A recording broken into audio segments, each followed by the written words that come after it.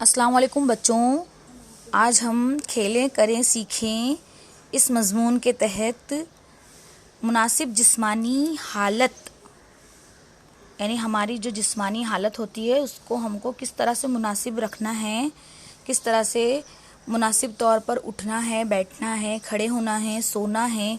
ये जो जिस्मानी हालतें होती है हमारी, तो उसको हम किस तरह से सही सही करेंगे, सही सही रखेंगे।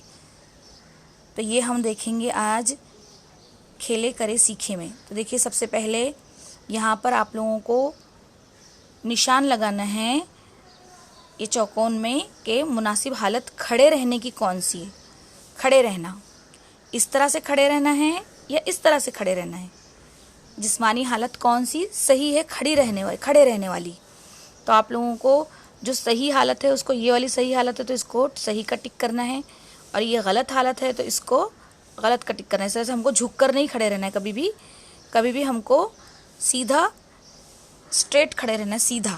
तो ये जिस्मानी हालत सही हालत है खड़े रहने की। इसके बाद हम देखेंगे बैठने की हालत। जब हम चार जानू बैठते हैं, इस तरह से बैठते हैं चारों जानू, तो हमको इस तरह से बैठना है या इस तरह से बैठना है।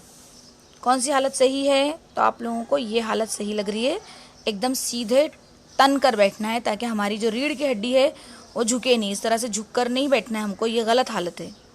ये क्या है? ये गलत हालत है। इस तरह से हमको नहीं बैठना है, बल्कि हमको इस तरह से बैठना है, तन कर। बैठते वक्त हमेशा इस तरह से बैठना है, ये जिस्म की सही हालत है।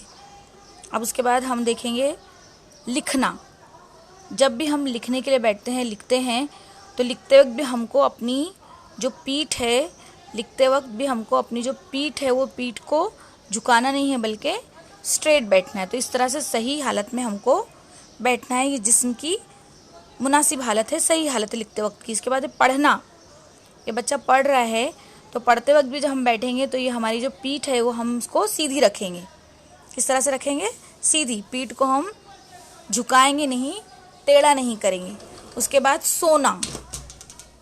कौन सी हालत है ये? सोना।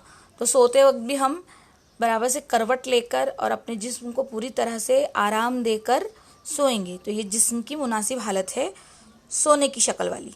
उसके बाद देखिए ये पढ़ना या बैठना। जब बैठते हैं हम बेंच पर, तो इस तरह से हमको स्ट्रेट बैठना है, तन कर बैठना है सीधे से, तो हमारे जिस्म पर उसके बुरे असरात नहीं पड़ेंगे। अगर हम झुक कर बैठते हैं तो हमारी रीढ़ की हड्डी मुड़ जाती है वैसे बैठने से बार बार, और हम कुबड़े हो सकते हैं, हमारी गर्दन में भी तकलीफ हो सकती है। इस तरह से हमको तन कर बैठना है, सीधे होकर बैठना है। तो आज हमने जिस्म की हमारी मुनासिब हालतें देखी। Thank you.